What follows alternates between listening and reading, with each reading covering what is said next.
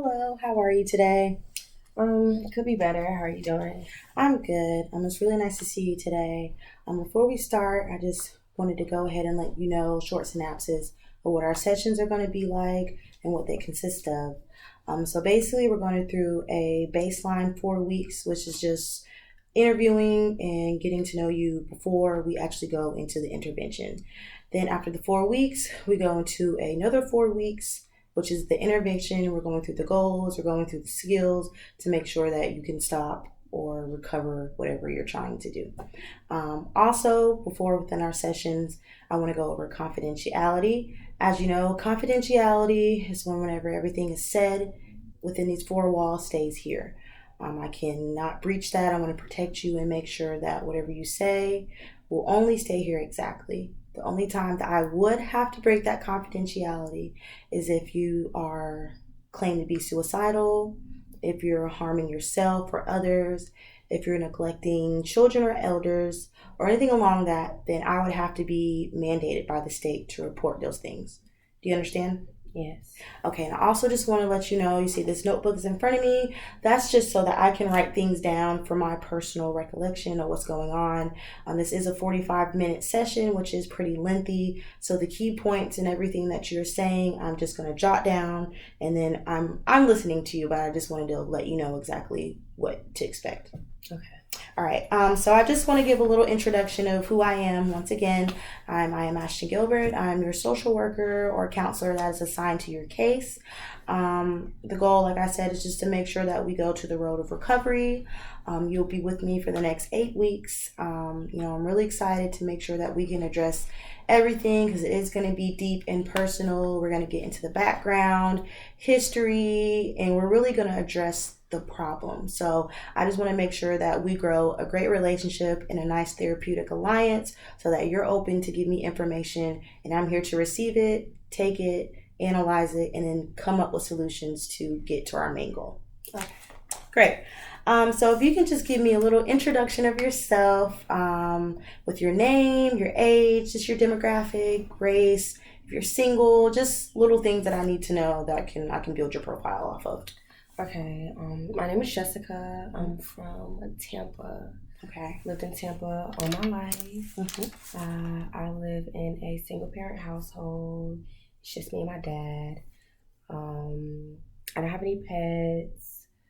I left for school when I was about 18, 19. Okay. Moved to North Carolina, so I'm here now. I got married like 2 years ago to my husband. Okay. Okay, so you're married. Yeah, I'm married. Okay, that's great. So it was nice to know a little snippet of your life, Jessica. Like I said, we're going to dive more into it, but that was great information for me to build off of your case. Since you're here with me, it's not for just any reason. I want to dive into the little bit of uncomfortable things. So what would you say, what brings you in today in your own words? In my own words, I'm just a drunk. I do a lot of drinking. I'm really sad. I really don't find a purpose for waking up the next day. It affects my husband and our relationship, and I'm really looking to change and really for him. I'm trying to do it for myself, but just taking it a day at a time. But yeah, just really trying to get my life together. Okay. So it seems like you've addressed the things in your life and you know that it's taking a toll on not only you but your husband. Am I correct? Yeah, you're correct. I Okay. can definitely tell my actions take a toll on him, and he doesn't like what I do. Right. And do you think that you said you're sad all the time, you have no motivation.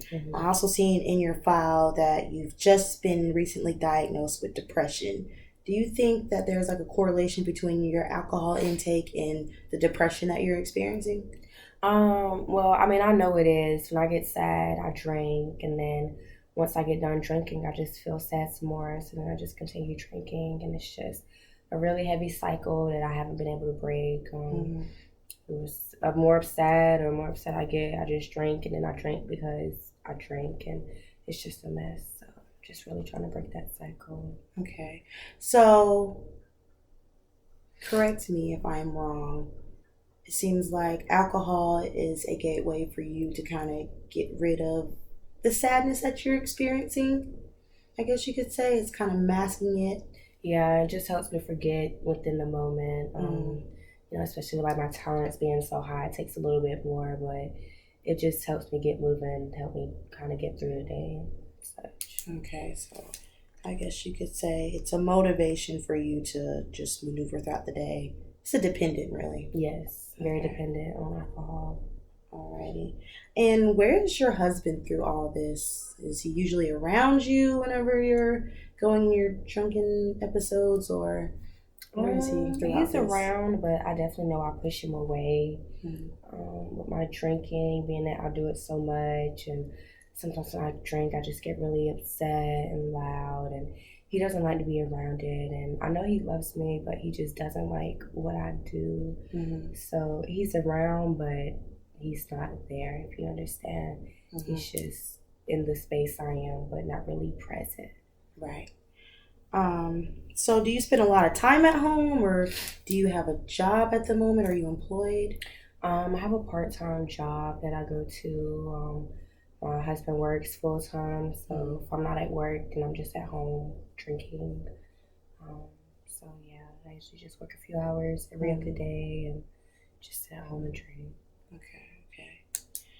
And I know in your marriage things are kind of rocky at the moment. Are there any like specific goals that you're working to achieve within the future, or He really wants to have a baby to build a family, and at the moment, I'm just really not there. right? I just enjoy drinking too much, and I'm too sad, and I truly think it would be selfish for me to bring a kid into the world knowing what I'm doing. So I don't know. We're just kind of having issues with that, being that I really don't want one right now. I'm not ready to start a family, and he is. So I'm really just trying to, get my head in that place to be ready to have a family and grow. So.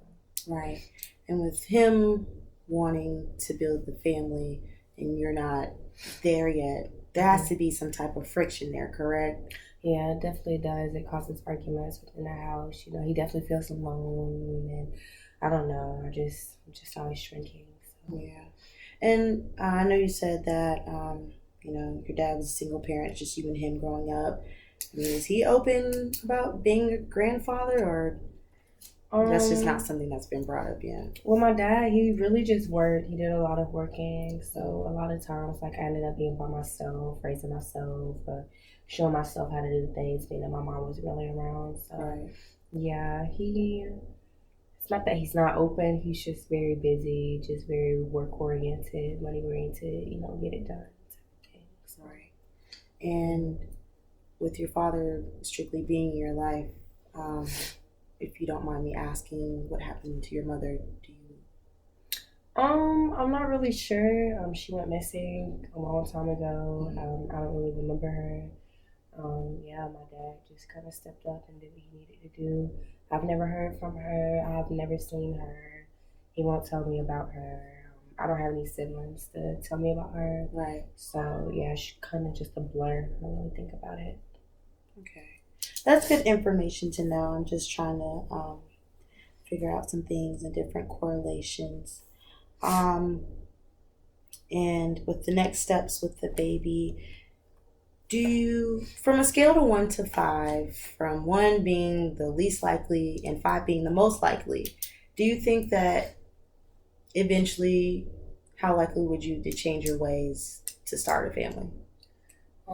As of right now, I'm at a 2, being that I have very little motivation, but I would like to see my partner happy.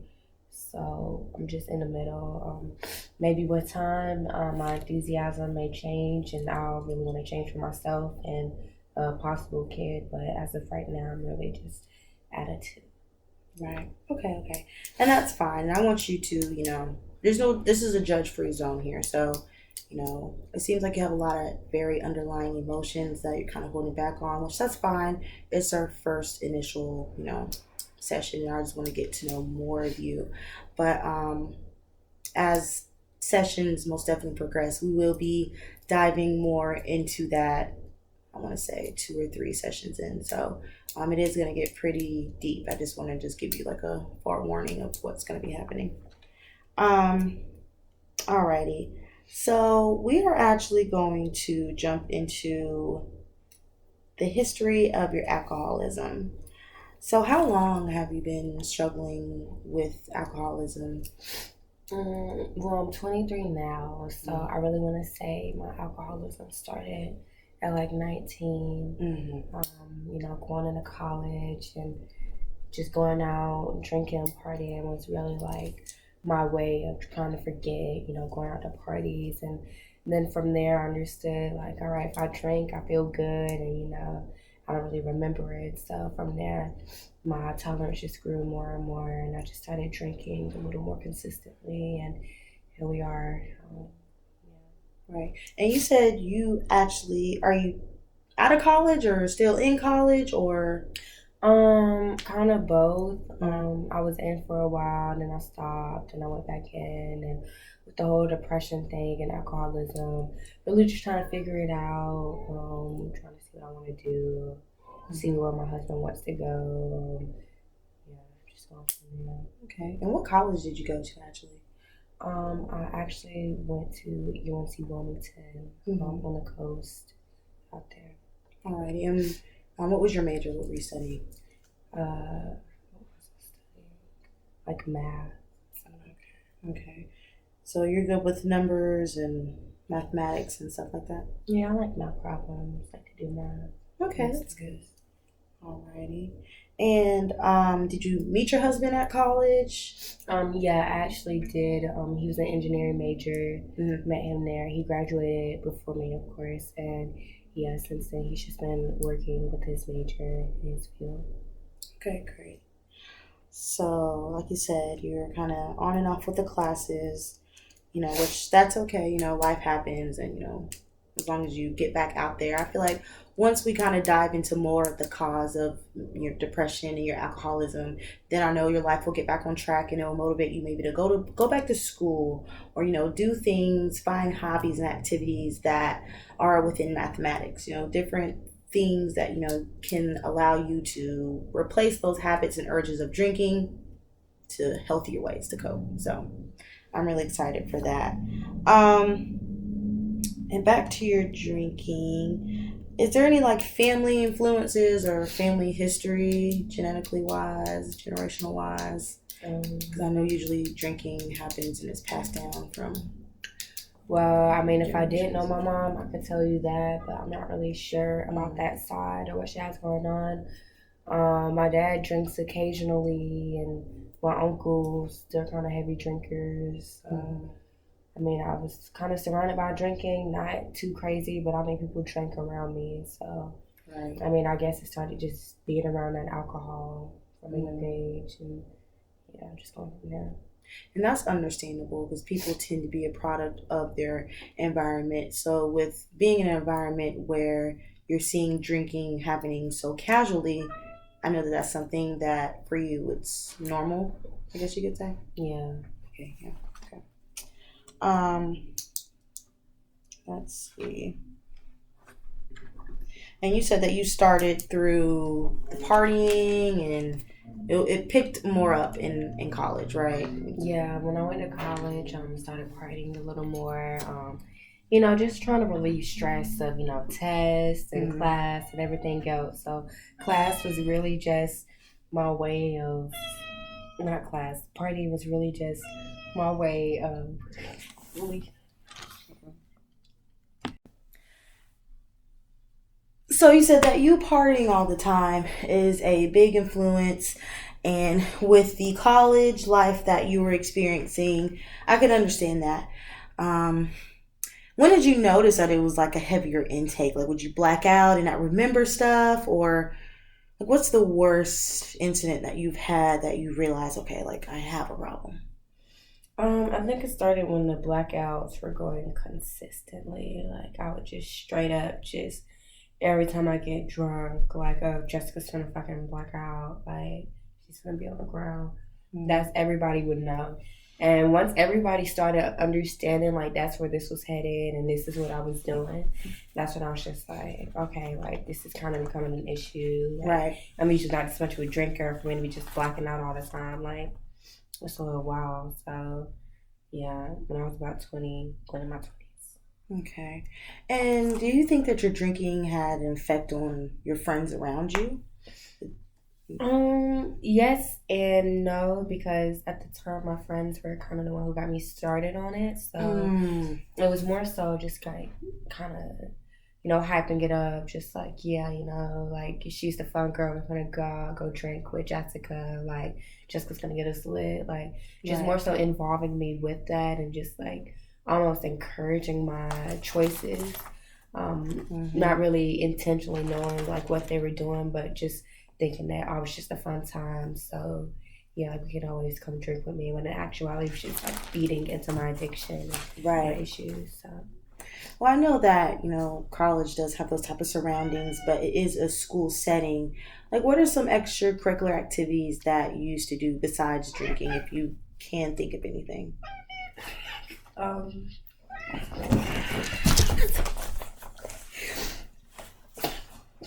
that was the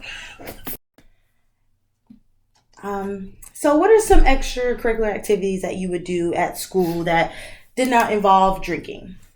I was actually a part of the social initiative club, Okay. going out, picking up trash, Hmm. very green, doing things for the earth. I danced, joined a few dance teams, little squats and clubs during that time. I did a lot of study groups, just trying to, study with people. That was my way of getting it done, studying with people. Hmm. So I would do that from time to time. But once I started drinking, like I kind of started slacking off from those activities. Right. Well, have you ever thought about maybe changing your environment from those friends and maybe having more better connections with people like the dance teams and stuff like that? Do you think that that could be possible for something in the future? It could be possible, but then again, like I just had my issues with them being that at the time when I was sad and I would be around them, like they just didn't want to be around me, and Hmm. it was just some conflict going on there, Like I can definitely tell when like my presence isn't wanted somewhere. So Yeah. like especially with me being sad, like I kind of wanted to be around people, but not wanting to be around people, Right. and it definitely bothered me. And like it was like I would try, but then it's just like like what's the use? Like what's the point? Like I didn't Hmm. feel like I was gaining anything out of it. So yeah. Right. Okay. So it seems like, instead of you tried to put in an effort to be friends with those people, and it just seemed like a task and a lot, and maybe drinking would take that feeling of being unwanted away. Mm. Yeah. I figured, and that's understandable, but you just have to find better ways whenever you're feeling guilt or if you're ever feeling resentment or feeling like, oh, like I'm not wanted. Mm-hmm. That's when, you can do some different hobbies, maybe just dance in your room by yourself, or you're married now, find activities that the both of you guys can enjoy to, make yourself feel better, get yourself out. I know, with depression, it's hard to have the motivation to get up out of the bed and want to move around. And I feel like that's where, your husband has to come into the equation and has to push through and understand that it will get better. It has to be an equal effort. And that's with everyone in every aspect of your life. So I think you have some things to work on, and everyone around you has some things to work on. So don't feel like it's your fault or don't feel like you're alone. You're here. This is the first step. So I'm proud of you. Um, Now I do want to get into the depression standpoint. Growing up, I know you said that you didn't have, your mother around, and I'm so sorry for that. Do you think that that kind of built into your depression, like growing up? I definitely do, being that I felt like a whole part of my life was missing, Right. like I mean it's one thing to have your dad, but like your mother, like the person who literally gave birth to you to have them like missing from your life. It definitely does take a piece of you, growing up with people, like everybody had their mom, like, and I was just one who didn't. Like, I didn't have a mom. I just had only my dad. So, I definitely feel like a part of my life has been missing, like, the whole time, this whole other person who I've never known, but yet is so important. Yeah, she was definitely an aspect of my depression growing up and Right. dealing with that. Okay. And like you said, like I said earlier, you were just recently diagnosed. Says 3 months ago in your file. I have to ask, and I'm not sure if you do know, but just try to answer as you can. Any family history that you know dealing with depression? Well, I mean, my dad never really said it, but I mean, I know what sad looks like. So Right. I definitely feel like he had some depression going on, especially with losing my mom and not really having her to help raise me. My uncles, I'm not really sure. My grandparents on my dad's side, I know they had like a few issues. I'm not exactly 100% sure, Right. but I know there were some issues going on there. But mainly my dad, I'm not sure the severity of how depressed he was, but I definitely know something was off, and he wasn't always as happy as he thought he was. Right. And two more questions left. Do you, or is this your first therapy session that you've ever been to before? No. No. Yeah, I mean, like my dad tried when I was younger to get me into therapy, but just not really knowing how to talk or what to say, it was really just like a waste of time. So Right. we just didn't really continue going back. If you had to make any changes about that, would you? Or I mean, yes and no. No being that, I mean, I don't know where I would be in life now if I would have. Like, I don't know what path I would have taken. And yes, being that I don't know what path I could have taken. I don't know if I could be somewhere in a better situation, not drinking, or I don't know. So, yeah, I'm not really sure exactly whether I would have taken it or not as a kid. right. And what I'm gonna get more in touch about how do you feel during your depression. So whenever you get in a very depressive mood, what are your top 3 adjectives that you would describe that? My top depressed mood. I'm annoyed, number one. I'm definitely like feeling guilty for no reason. A lot of self guilt. Right. And just overall loneliness. Just feeling like I'm surrounded by no one, even though it feels like a lot of people are around me. Yeah, those are the I would use. All right, and then let's contrast that. So, name 3 feelings or moods that you feel when you're, drinking. How does that make you feel? Just 3 words. I'm drinking. I'm on beat. I'm livelier. Definitely more life. Energetic. Right. Okay.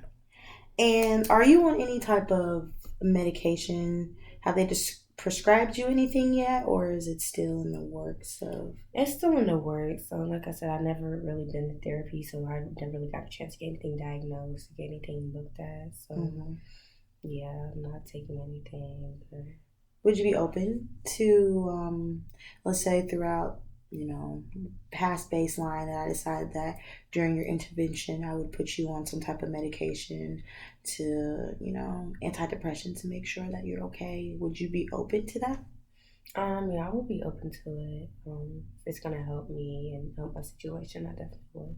Okay, now I must say, to be on those type of medications, alcohol consumption is a no.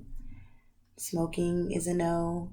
So that's why I want to get through baseline to address those things, address the goals, so that maybe your medication can motivate you to not drink too. So once you take your medication, you're feeling better. Once you're feeling better, you're not drinking because you can't drink while on the medication. So I just wanted to let you know that is probably something that you're going to be struggling with, is that you can't really drink during consumption of medication for antidepressants. Um, so what is it? I don't know if I already asked you, but like, what is it about alcohol do you like?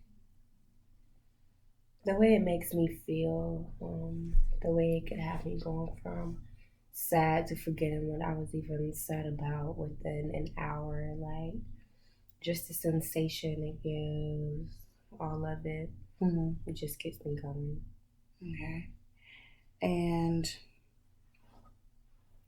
when it gets you going, do you get this euphoric feel where you feel like you can't stop drinking?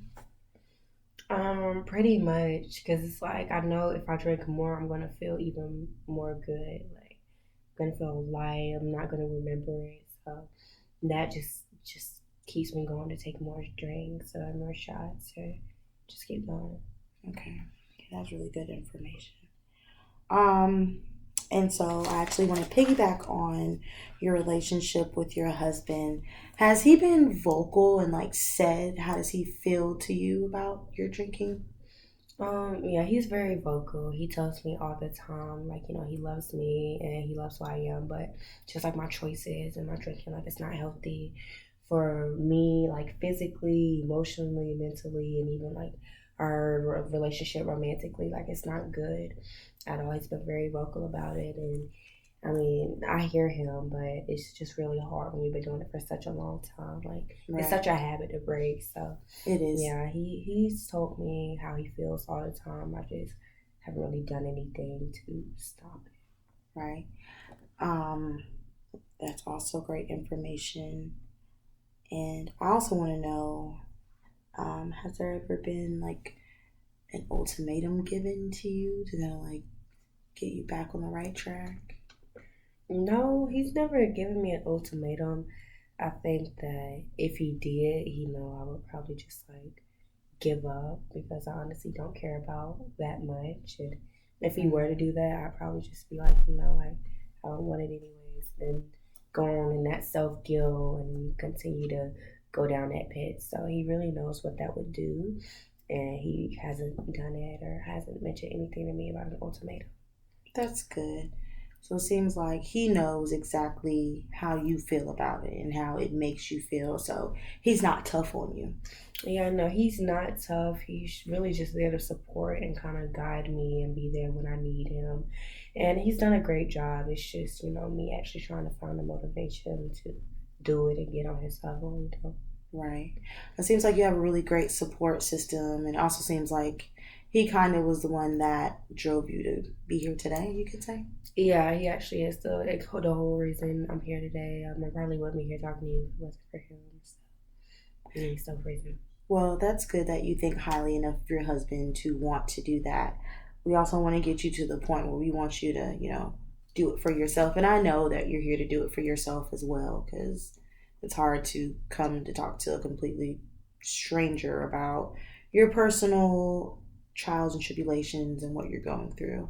Mm-hmm. But I really appreciate you for coming here and just being very open, especially for the first, like I said, for the first session. I know it's hard, so I really commend you. You're doing really great. We do have a couple more segments, and I'm also going to give you a little homework assignment at the end. And I really think that the big issue here so far is the drinking and the depression. So I was thinking about giving a homework assignment in relation to your marriage, but I'm actually going to go towards the intervention side of it a little early on. We're going to get more into that in a little bit. So, what are some goals that you want in life? Like, yeah, let's establish the goals and then where you see yourself in 5 years. So, let's start with the goals. Name 3 goals that you want to achieve by the end of the 8 weeks. In the 8 weeks, to stop drinking as much, definitely. Mm-hmm. To be able to communicate with my husband where I'm not drunk and, actually talk to him about where I want to be in my life. Right. So really becoming more open-minded and having energy, being motivated without alcohol or any kind of substance. So, yeah. Okay. And on a scale of 1 to 5, once again, just so I can get a good picture, 1 being the least, 5 being the most, what would you rate how quickly you could change from scale of 5?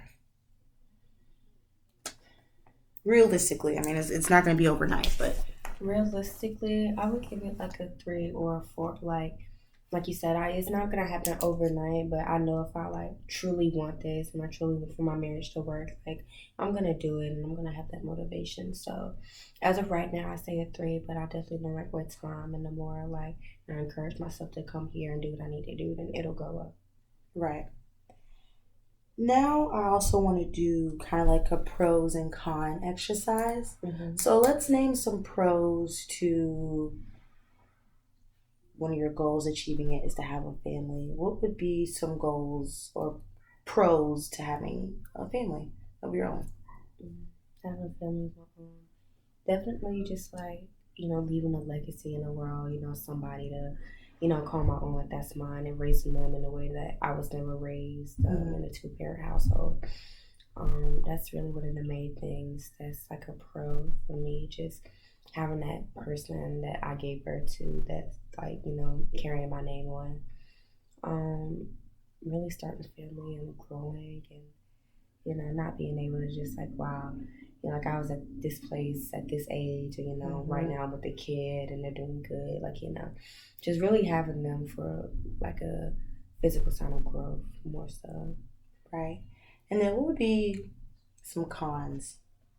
Cons, definitely knowing that it's gonna affect my drinking and my relationship and everything. Like, your whole world changes when you have a kid. So really just prepare myself for that turnaround and what to expect, like financially, emotionally, like, that's really like the main cons I'm thinking about because it's so much that can just go into that. Like, it's a lot that can go into having a kid. It's so much that can go wrong, but also so much that can go right.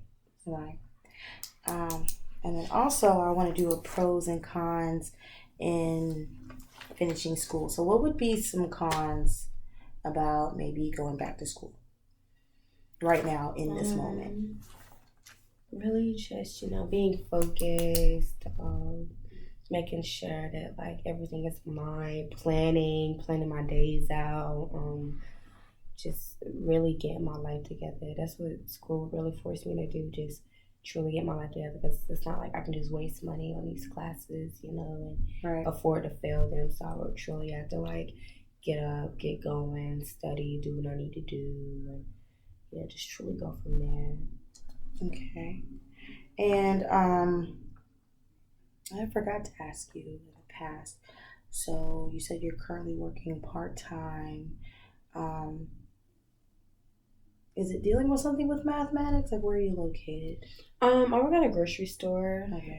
So I'm just kind of doing the numbers with that. Okay. Helping out with that. And like I said, it's a part-time thing, so it's nothing that I really like, break my back or lose focus over. Like, just go for a few hours, look at the books, look at the numbers, and just leave. Do you think that because you said you're part-time, do you think if you were to like upgrade to full-time, do you think that that would maybe lessen your alcohol intake? I mean, if you were to be working, 40 hours every week, that wouldn't leave you much time for alcohol consumption. What do you think? Yes and no, because I definitely think I would still find a way, being that, my tolerance is very high. Like, I could be drunk in the middle of the day and you would never know just because I'm so used to doing that. Right. So, I mean, and especially like that job, like I really don't care for it that much. I don't have that much motivation for it. So I think even going to full time, like with that specific job, like it won't really change that much. Being that it's not something that like I'm really looking at, like I'm really focused or have a goal towards. So okay, and okay, so your job. I want to know could you name me some stressors that are present in your life at the moment?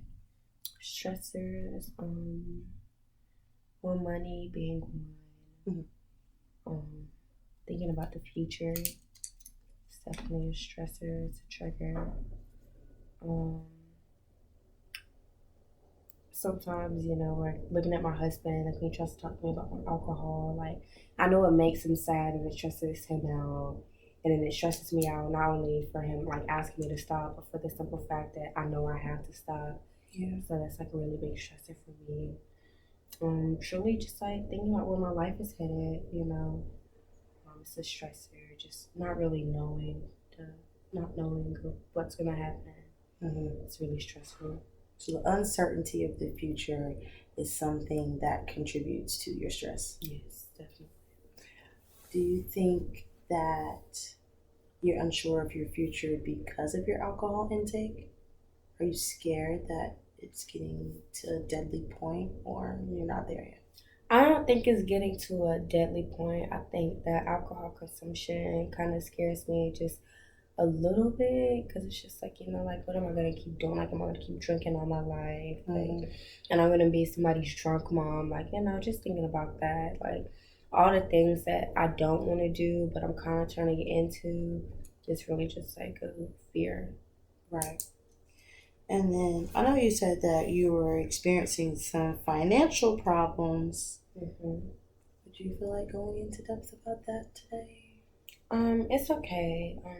Financially, like I said, my husband's an engineer and he's just starting out. We're still young, so I mean, entry level, he's doing okay. But with me drinking a lot and working part time, that's not really doing much. It kind of stresses out the house. Stresses my husband out, being that we could be doing a lot more. Whether I were to either go back to school, graduate, and get a job, or even just work full time where I'm at, like it would definitely help out a little more, and it would cut out like the excessive alcohol buying and stuff like that. Right. More things that we could do, like vacations and stuff that would just kind of take my mind off of that. But being that I'm using so much money to consume alcohol, like it's definitely an issue. I'm dealing with that. Right. Well, it seems like we have a little less than about 15 minutes or so, 13. I'm going to use the last 5 minutes to go over the homework assignment, but I just want to give a little summarization of what we've talked about so far, just to make sure that I'm on the right track and that I understand what you were saying to me. So you are in your early 20s. You were at UNCW. That's where you met your current husband at the moment. You're having some issues that's correlated to, your struggle with alcohol dependency and depression, the lack of motivation to get up out of bed and do things in the morning is kind of putting a hindrance on your relationship, especially with expanding your family. You're here now, which lets me know that you're most definitely trying to change and you've addressed the problem. Now we just have to have the proper resources to get over this. It is going to be a hard and rocky road. There's going to be days where you're going to be mad with me. But at the end of the day, I just want to let you know that I'm a resource and that if you need me, if you need an extra session in, I'm not sure if we can work that out, but I can try to allocate maybe more homework assignments or something that you can take home that you're actively going over. I also do plan on putting you on a treatment plan soon within the next weeks just to address more of the key points of what we've discussed. I really think that you addressing this early on is good. We can break this cycle and I let you're going to have a really long life ahead of you. You're going to be a wonderful mom. I know you're going to be a great mom one day. And going off of that with your mother, I want you to tell me, if you were to be a mom, like what type of mother would you be? What type of love that you're looking for that maybe you were missing growing up? Really, just that maternal love. Like, I'm really hoping that I'm not gonna smother my child the Yeah. time they're born, but really just giving them all the love that they would expect from a mother times two. Like all the things that I didn't get Hmm. as a kid. Just really making sure that they get that. And I know they're gonna be surrounded with love, being that a healthy two parent relationship. And like I said, by the time I have a kid, I'll definitely be in a different place. So definitely just making sure like they have everything they need, like whether it's love or things like physically or things that I need to buy, like they'll always have it, and just making sure they're always well taken care of and they're set for life. Right. Um, well, that's great that you pointed that out. Of course, you can't fill that void, but you can learn from it and be a better person. And I know that, like I said, you'll be a great parent one day after we just get through this little hump. That's all it is. It's just a hump, and you'll get over it. And you'll get past it. So I want to go over the homework assignment. So every week I will be assigning a homework assignment, which is just kind of like a little piece of a takeaway for you to have it in a setting that's outside of these four doors. It's easy to come to therapy, it's easy to come to treatment, and you're here. But I want to give you homework assignments so that you be used to going home and continuing the skills, because the goal is that once I see you after this will be the last time I'll follow up with you. But I want to make sure that you'll never be in this type of environment or this type of office again. I want you to excel and do really well. So within those homework assignments, it'll be super easy. It'll be no more than 10 minutes out of your day. Varying on what we address within the session of the day, that's what the homework assignment will be. So we did discuss today, as you said, your alcohol consumption, which really seems to be the most bigger issue, which we don't want to forget about the depression side, but we want to tackle the action right now that is kind of detrimental to your health and the people in your environment. So what I want to do is, as you stated earlier, you love to dance, you love mathematics and numbers. I think that you should go out and find different activities whenever you have that urge to drink. I think you should replace that with dancing, like just dedicating an hour. And you should do that every day until we meet up the next week. 'Cause we meet once a week. What is today? Like Monday. So we'll meet next Monday. So the next time that you come and you'll see me, you'll log it. So, and it may seem a lot because at first, your urge is going to be high, but at the same time, and it's going to be hard, but I just want you to make the effort to do it. So every time, like for example, it may be 8 o'clock and you have the urge, and you dance for an hour, and then you write down your feelings after you dance. If you still have the urge to drink, then at least you know that you're doing something, and they'll let you know that that's not effective enough. It's more like a trial and error, but on paper. So you can see, and then I can see your progress, because we can have these sessions every day if we wanted to. But if you're not going home and putting in the work, I can't help you. So, do you feel like that's something that you could do, or at least try to? Yeah, it's definitely something I can try to do. 10 minutes out of my day, something simple, an activity I like. It's definitely something I can accomplish. Right. And you can always go home and, tell your husband, hey, I have this assignment. Can you keep me accountable? And be vocal to your husband. Let him know, hey, I'm feeling the urge to drink. Like, do this workout with me. Because like you said, you like to do things with other, that's what gets you going during your study guide sessions. And you can do the same thing with that. So before we end the session, do you have any questions or concerns about what we discussed, or do you just want to add in anything of what's been going on that you have missed?